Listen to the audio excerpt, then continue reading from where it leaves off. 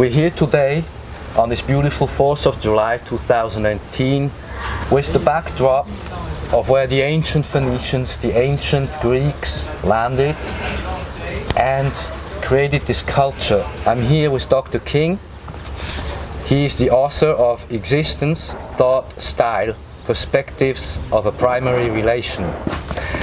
He's a futurist as well as a psychoanalyst. In fact, Dr. King, among other things, was the first on the national as well as international scene to predict election of Trump, inauguration of Trump, and more importantly, even what Trump would be doing with his administration.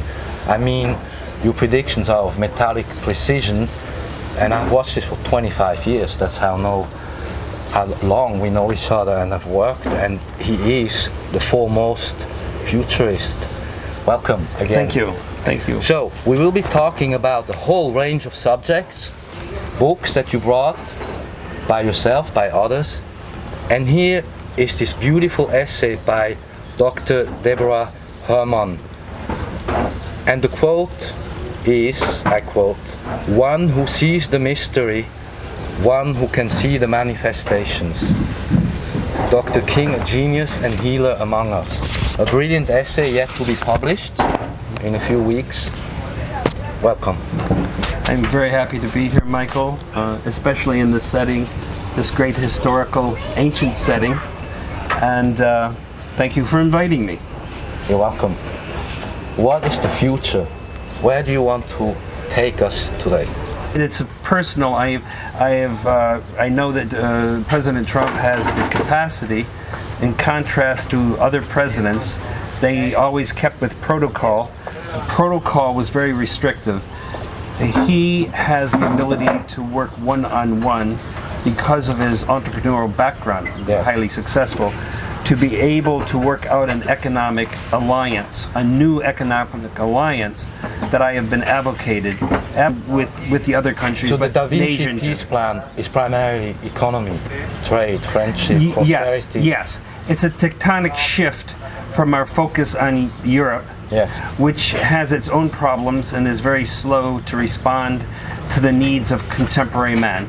It still has the opportunity to respond, yes. But there's a tectonic cultural and economic shift to China and potentially North Korea, which could lead to a denuclearization in that area. Yes, and then from there to a economic success story. For peace and prosperity, which then will gradually proliferate further, including India. Yes. So, this to say, Dr. King's not only looking at the future, he's actually making suggestions. And since we're at this point now, you have seen my work about 2020, and I said about the astrology, the Capricorn super alignment. Mm-hmm. How do you see this going into 2020?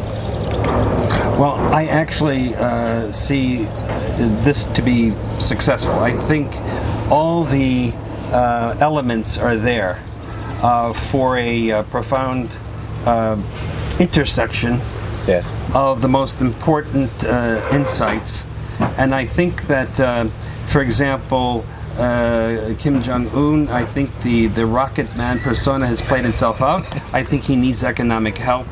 I think that we are creating a level playing ground for trade, and there has been for a while, and I predict of a major influx of cultural influence. Yes, that is the Da Vinci idea behind. Yeah, it is the Da Vinci idea. The conflict by yes, the Da Vinci idea took place.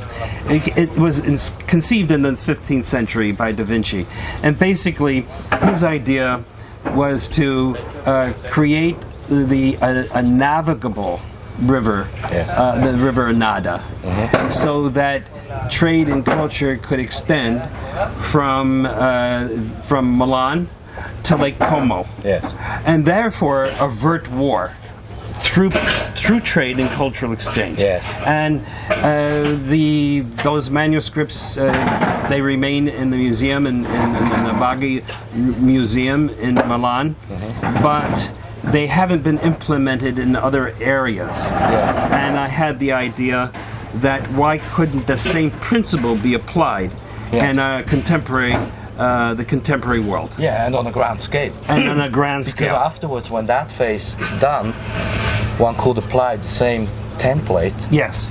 to everything else. Yes, because the template itself encompasses what we know about human nature and what we know about the evolution of nations as they ascend, Yes, yes. and what to avoid as far as descension. Yes.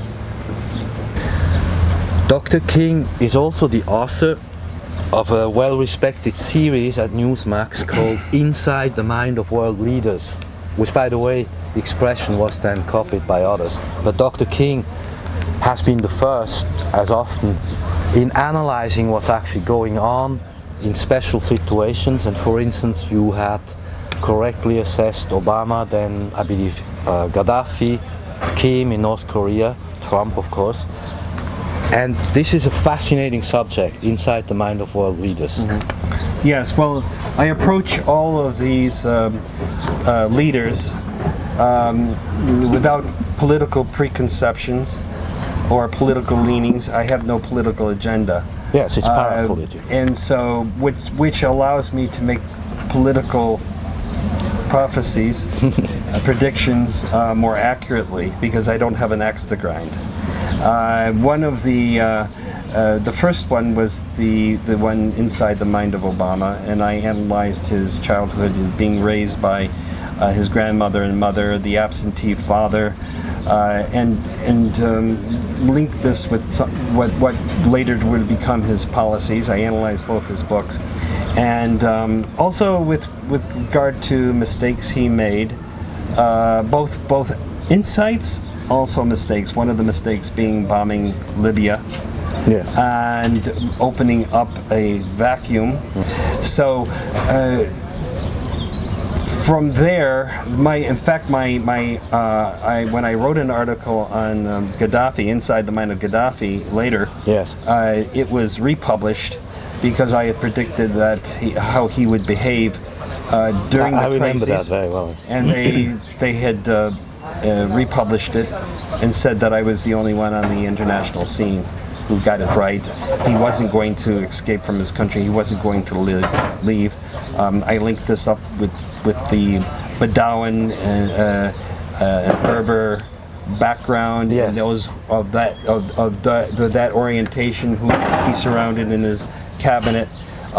So it was I think they missed Yes. what he was really about. So Newsmax republished my article, giving me credit for that. Very good. And then the next one you did? I did Looking one. to? I did one on Kim Jong-un, Kim. and again, that was at a time when the mainstream press was saying, well, you know, he's crazy. He's saying this and he's doing that with the nuclear weapons and everything. And I said, no, he's not crazy. If you look more deeply into the economy and into his psychological background, you'll see that there's a rationale there. Yes. And he's trying to break out of the mold. and I have observed that he is trying to break out of that mode. Mm-hmm. He's probably the most Western in essence, the most Western of any leader of North Korea. Yes, he was brought up in Switzerland. Yes, his taste in music is like that. His father were very worried about him because when he was studying in Switzerland, I believe, Yes. he had adopted Western ways, music and reading and friends. So the groundwork there, psychological Yes. groundwork, was present, and one had to only, in my view, tap into it. And the historical moment was right because they can't keep sending missiles up, nuclear missiles, because the reason they are doing that is not only to intimidate, they were trying to sell their wares, and they were selling their wares to Libya and Syria were the main. Well, Libya and Syria are not. It's not working out, and that's not helping their economy. So what we needed, in my view, was a shift from a military economy to a consumer economy, which, interesting enough, incrementally has been taking place in China. Yes. So if you connect the dots, we bring China in on this. America being the great entrepreneur, I felt the time was right to forward a new proposal for a new economic and cultural alliance and political alliance. Yes. No, it's far-sighted. This is a time for the far-sighted people. Because we're moving astrologically, as I explained, into this new time, the next 2 years, into 2020 and then beyond, where I also see the structure of everything changing. The whole world is going through a deep transformation.